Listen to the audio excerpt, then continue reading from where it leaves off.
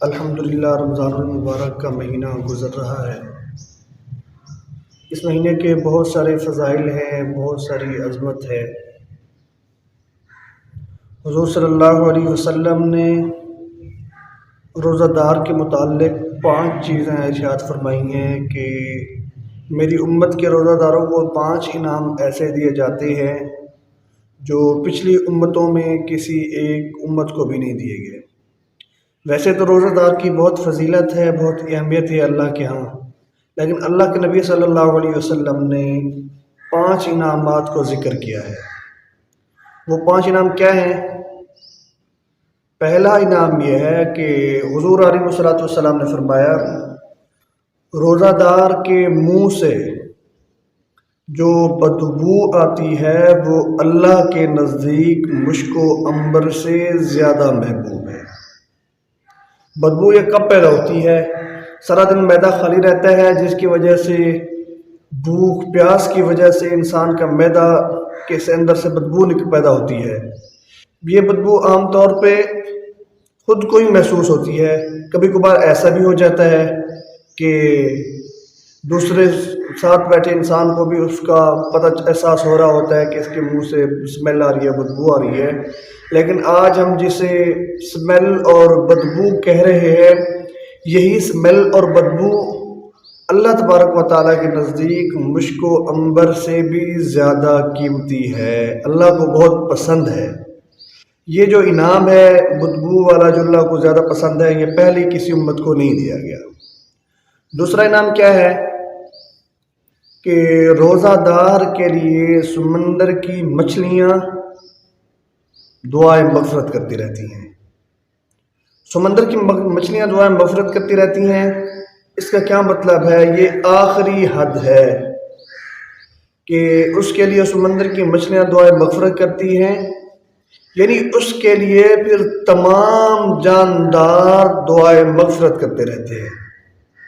یہ روزہ دار کی فضیلت ہے۔ اور تیسرا انعام جو ہے، اس میں روزہ دار کے لیے ہر روزانہ جنت کو مزین کیا جاتا ہے، جنت کو تیارا جاتا ہے اور اس کو نکھارا جاتا ہے، اور اللہ اور یہ اعلان ہوتا ہے کہ جنت عن قریب تجھ میں میرے وہ بندے آئیں گے جنہوں نے مجھ کو دیکھا نہیں اور مجھ پر ایمان لائے، میری نعمتوں کا شکر ادا کیا اور میرے لیے دنیا کے اندر بھوک اور پیاس جیسی تکالیف کو برداشت کیا، عن قریب وہ تیرے اندر آئیں گے۔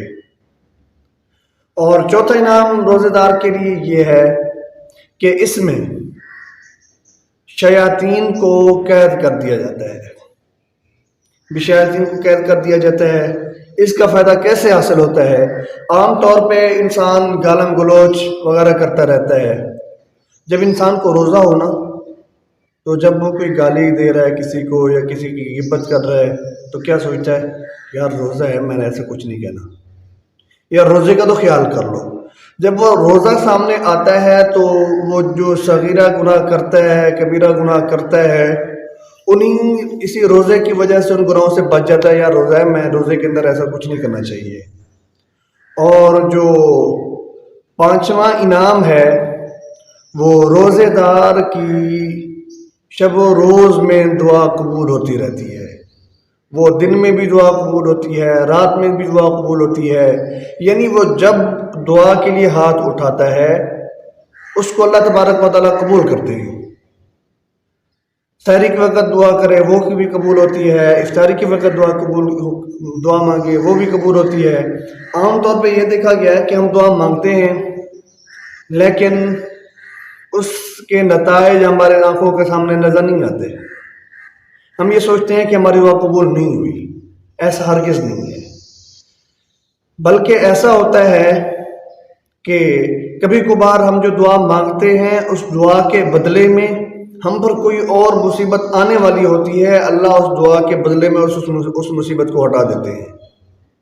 یعنی ہماری دعا کے بدلے میں جو ہمارے اوپر مصیبت آنے والی تھی، ہم جو دعائیں مانگتے رہتے ہیں اپنے لیے خیر کی، وہ تو پوری نہیں ہوتی، لیکن جو مصیبت ہمارے اوپر آنے والی ہوتی ہے وہ مصیبت اللہ تبارک و تعالیٰ سے دور کر دیتے ہیں۔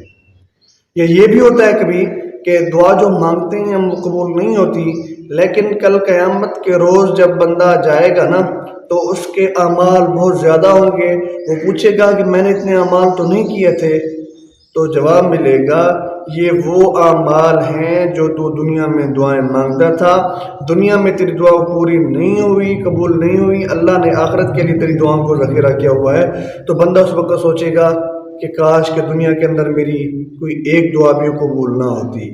دعا ہے اللہ تبارک و تعالیٰ سے کہ اللہ تبارک و تعالیٰ ہمیں بقیہ رمضان المبارک کے روزے رکھنے اور اس کا ادب و احترام کرنے کی توفیق عطا فرمائے.